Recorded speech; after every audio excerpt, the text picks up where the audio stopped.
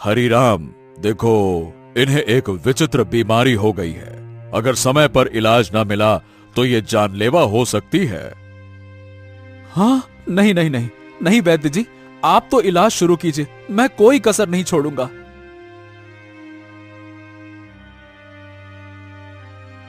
उस दिन से हरिराम का सारा धन अपनी पत्नी के इलाज में लगने लगा। हफ्तों बीतते गए और एक दिन ऐसा आया जब उसकी सारी जमा पूंजी खत्म हो गई। उस दिन हरिराम घर पर अकेला बैठा था।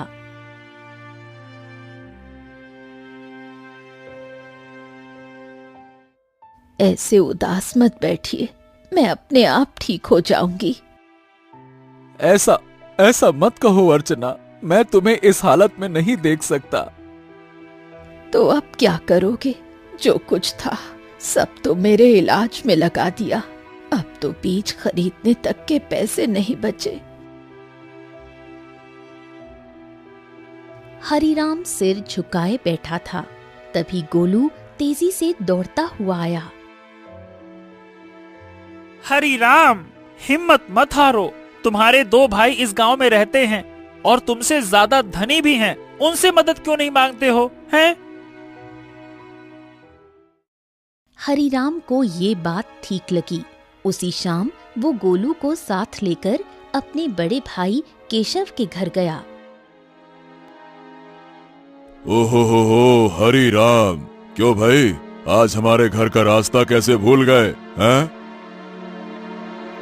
भैया, अर्चना की बीमारी के बारे में तो अब गांव में सब जानते हैं। मैंने जो कुछ कमाया सब इलाज में लग गया। अब कुछ धन की जरूरत है भैया।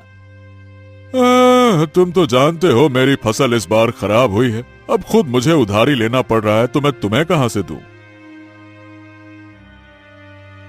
हरिराम कुछ नहीं बोला, सिर झुकाकर बाहर निकल आया।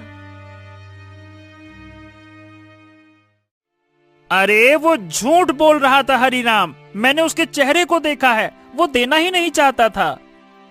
हाँ जानता हूँ रे गोलू, पर चलो एक और भाई है, उनसे मिलते हैं, चलो। अब दोनों बिरजू के घर पहुंचे। बिरजू ने दरवाजा खोला और हरिराम को देखकर चौंक गया। ओ हरिराम, आज भाई की याद कैसे आ गई? भैया भैया, मेरी पत्नी अर्चना बहुत बीमार है, थोड़ा सा धन चाहिए इलाज के लिए। क्या? अरे बंटवारे में वैसे भी तुझे ज्यादा जमीन मिल गई थी, उसे बेच नहीं देता? मेरे पास धन का पेड़ लगा है क्या जो मांगने चला आया? झूठ मत बोलो भैया, सच तो यह है कि तुमने और केशव भैया ने मेरे हिस्से की जमीन भी दबा ली थी।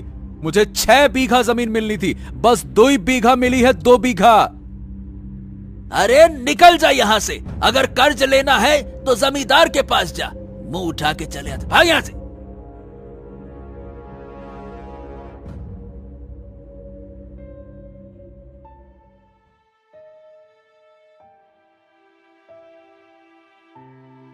कैसे भाई है तुम्हारे हरिराम, एक भी मदद को तैयार ही नहीं है। हाँ, इस दुनिया में इंसान ऐसे ही होते हैं, मतलबी, अपना पराया कुछ नहीं देखते। तो अब क्या करोगे? क्या जमींदार के पास जाओगे? हाँ, मजबूरी है गोलू, मैं नहीं जाना चाहता था, इसीलिए तुम्हारे कहने पे भाइयों के पास गया। अब तुम ही बताओ, मेरे पास और क्या रास्ता बचा है, बताओ।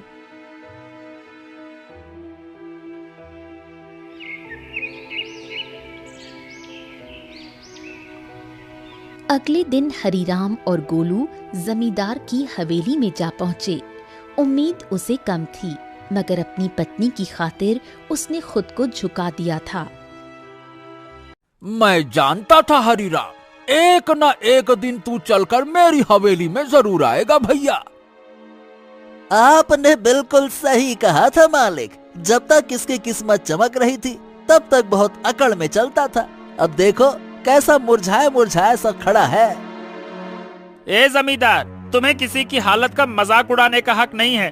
लोग तुम्हारा सम्मान करते हैं, तुम्हें भी दूसरों का सम्मान करना चाहिए, समझे? ए बंदरवा, बकवास बंद कर। तू इंसानों की तरह बोलता है, इसका मतलब ये नहीं है कि तू इंसान बन गया है, समझा? हाँ भैया हरिराम, बताओ बताओ क्यों आए हो?